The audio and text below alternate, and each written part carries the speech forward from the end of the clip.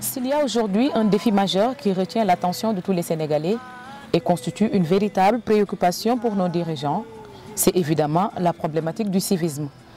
Depuis quelque temps, au Sénégal, une politique de retour aux valeurs civiques est lancée par l'État. Le président de la République a donné comme instruction à l'ensemble du gouvernement de veiller au retour à la montée des couleurs. C'est dans cette optique que le ministère de la Jeunesse a choisi comme thème de la campagne 2013 des collectivités éducatives la contribution des CIE pour la promotion des valeurs civiques. Un thème que la population apprécie à sa juste valeur. Le civisme, c'est en général être patriote, avoir l'amour de son pays. En général, si je peux le définir, c'est en quelque sorte se sacrifier pour la nation. Je pense que l'éducation civique, c'est ça qui manque aujourd'hui au Sénégal. Les Sénégalais n'ont pas la bonne perception du mot. C'est-à-dire l'éducation civique implique, c'est-à-dire le respect d'abord. Le respect, c'est ça qui manque aux Sénégalais aujourd'hui. Les gens ne respectent plus le travail, les gens ne respectent pas en tant que frères. Et donc, nous devons réinstaurer ce mot dans l'éducation de base des enfants pour les permettre, pour développer leur mentalité, pour les permettre d'être un bon patriote. Si vous savez pourquoi les États-Unis aujourd'hui sont la première puissance mondiale, c'est ça qui fait les forces. Ce sont des bons patriotes par rapport aux autres nations du monde. Tout pour l'enfant, plus qu'un slogan, c'est une réalité que vit l'Association des encadreurs de collectivités éducatives du Sénégal, ASS. Depuis sa création en 1976, la structure travaille pour le bien-être de l'enfant. L'association mène beaucoup d'actions pour vulgariser ce concept à travers des activités comme la formation des directeurs, des moniteurs, des maîtres nageurs et des économes de CIE. bu xale bi nekkatul ci loxoy waajuram nekkatul ci loxoy ka koy jàngal mu ngi ci mbedd mi kooku boo ko bàyyeeg moom ak mbedd mi jikkoy boppam mën na def lu ko lor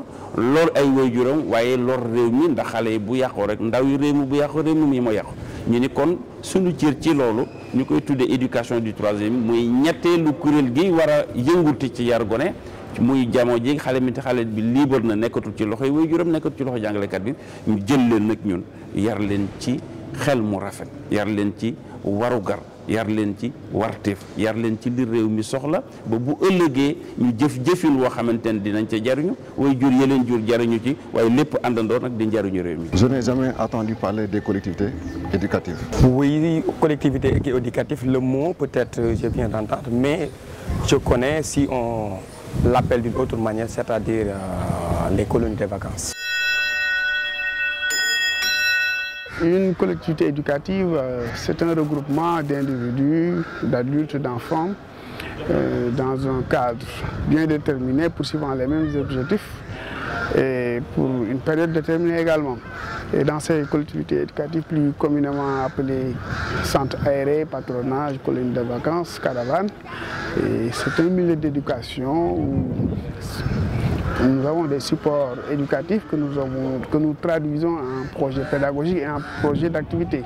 Et la finalité, c'est tout simplement d'influencer, d'améliorer, de changer le comportement de ces enfants, de ces jeunes, pour qu'ils puissent avoir des attitudes responsables et un devenir meilleur et être de très bons acteurs dans la société. Formation collectivité éducative. tax na ma xam lu bari bi ma defee formation boobu tax na ñu jël ma pour ma nekk ci case des tout-petits nekkoon naa fi mais bi ma defee formation collectivité éducative daf ma yokku xam lu bari bi ma fi jógee am na lu ma daal woon def fii mais maa ngi koy yokku di ko def ndax foofu laa ko jëlee. ASS organise aussi des patronages, des centres aérés et des colonies de vacances au Sénégal et à l'étranger. Colonie de vacances neex na si ngay jàngee ay affaires yu bëri dangay foo distraire fàttali ko ay vacances neex na trop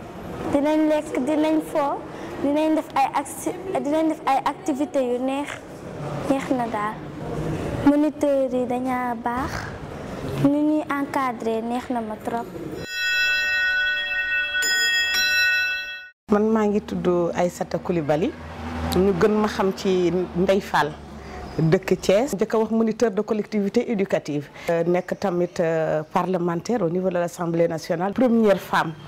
bi nekk présidente groupe parlementaire macha allah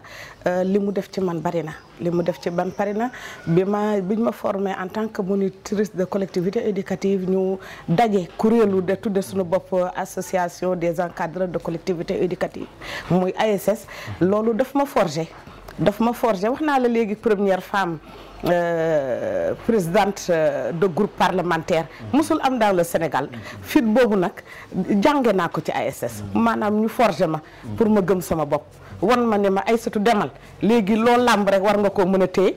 xam nga fi nga yow yaay kan xam nga fi ngay teg sa tànk war nga koo mën a mën donc ñaax ma maanaam dugal ma lël bi ma génnatee su ma gisee gaynde sax dama koy daaneel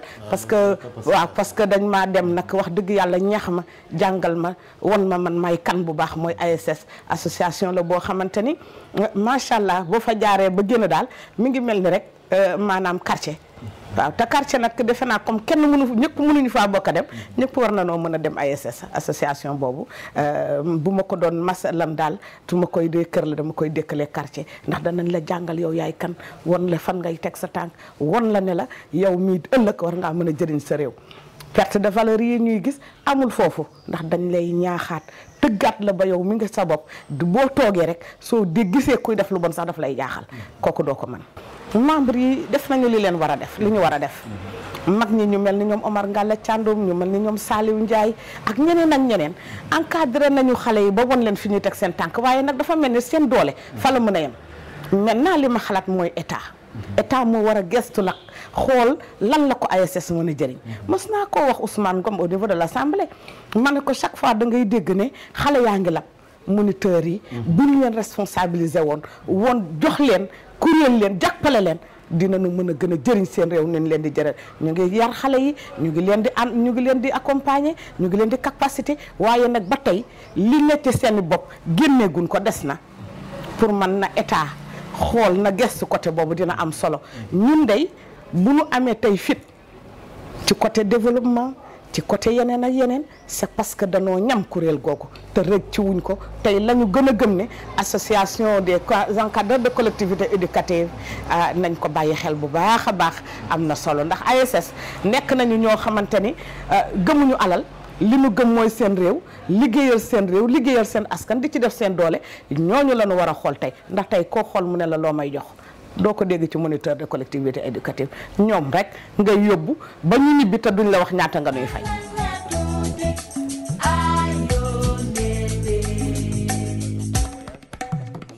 ni xaale